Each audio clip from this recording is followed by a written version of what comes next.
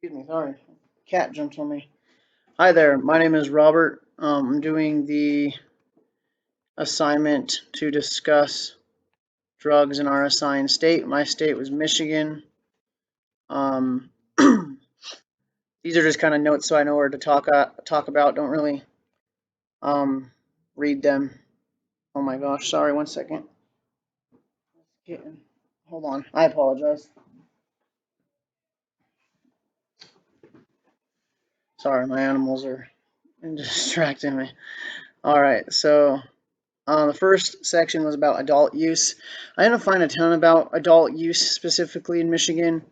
The best information I could find on adults was the inmate data from our textbook.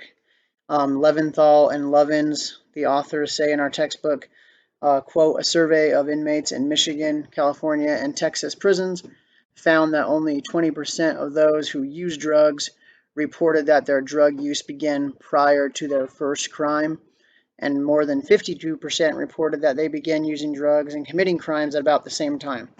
Hold on, I'm sorry. I gotta grab this cat. He keeps jumping on me. You have to get him out of here. I apologize. Um, where was I? So more than 52% reported that they began using drugs and committing crimes at about the same time. So this kind of matches my experience of my life. I have mentioned a few times that I'm approaching 7 years sober. I got addicted to opioids, actually more accurately.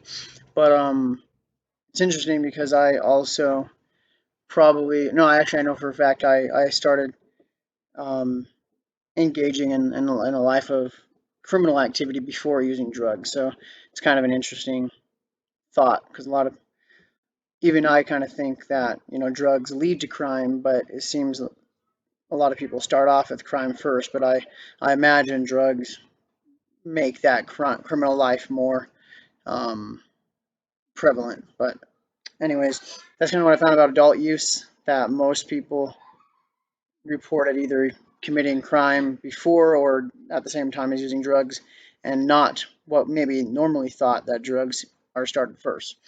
With youths or juveniles, this also was kind of hard to find specific data on. I found an old study that was conducted in rural Michigan. It's pretty old, but it shows some tangible information, statistics related to pre and post survey figures. It also talks about some correlations that were made. So I grabbed a quote that said in March and April 1983, so again, really old.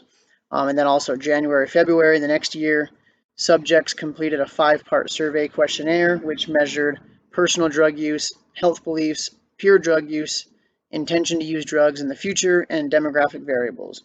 The pretest data suggests that approximately 42% of the sample used alcohol at least one time per year, 7% of the sample smoked cigarettes and at least once a year, only 1.5% of the total sample reported using marijuana with any frequency, and 1.9% of the students reported using cocaine. So interesting, cocaine had a higher usage reported than marijuana.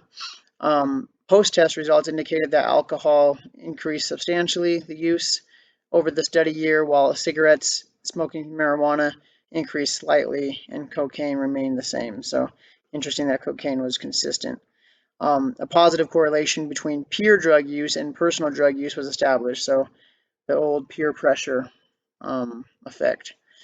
I think to compare it with some data from our textbook, 35 years in the future, I would imagine that the 1.5% of marijuana usage amongst youth is probably a lot higher now, especially considering marijuana is legal in Michigan now. So I would bet the usage is much higher, though I don't have any data to stake that claim. How drugs fit into various crime types. I'll try to fast forward here or go fast since I'm already at almost 5 minutes. So I found a study by Michael G. Vaughn et al. That examined racial and ethnic trends in illicit drug use, as well as binge drinking among adolescent and young adult offenders. So trends in illicit drug use and binge drinking were compared across racial groups. Interesting enough, illicit drug use was highest among whites and lowest among African Americans, which could be contrary to a lot of people's belief. I would not have guessed that. Maybe it has to do with population. Whites account for much higher population, so I don't know if it's a percentage, maybe not. But a cool observation that I found was an alternative theory to the common and, in my opinion, oftentimes baseless narrative that American or African Americans are targeted by police more than white offenders due to their race. The alternative theory was, quote, while one can conclude that these findings suggest that there is differential enforcement, which accounts for the overrepresentations of African Americans in official crime statistics in prisons, there may be other plausible explanations that go beyond what we are able to determine in the present study. Another explanation, in addition to the differential enforcement of areas in which minorities reside, is that African Americans and Hispanics possess a greater number of risk factors for offending, other than substance use. For example, recent research also employing the NSDUH points to serious involvement in crime among one subgroup of drug sellers who are more likely to be African American and Hispanic and high school dropouts, but only use substances occasionally. So from this point of view, it's not the psychopharmacologic effects of substances that are directly related to crime, but instead the adoption of a life strategy in order to generate income. To be sure, this type of life strategy entails tremendous risk of not only interpersonal conflict involving exchange of illicit substances, but also of apprehension by law enforcement. This could account for the racial and ethnic disparity in use relative to official crime and imprisonment statistics. So it's basically saying that differential enforcement accounting for racial disparity may not be the answer. It may be that the culture of African Americans and Hispanics are more likely to take on higher risk strategies in life to generate income. I think it says minorities may be more likely to adopt the riskier way of life, and I can attest to this. The main reason I got into crime at a younger age was to generate income to help my mom pay bills when I was like 15. So it's just interesting to see additional theories. You see a lot of, I would call it propaganda, in my opinion, saying that racial disparities are the reason for overrepresentation, and I think this offers a good alternative theory. Lastly, in a data set they presented that excludes marijuana, they found illicit drug use is highest among adolescent and young adult offenders who were non-Hispanic whites.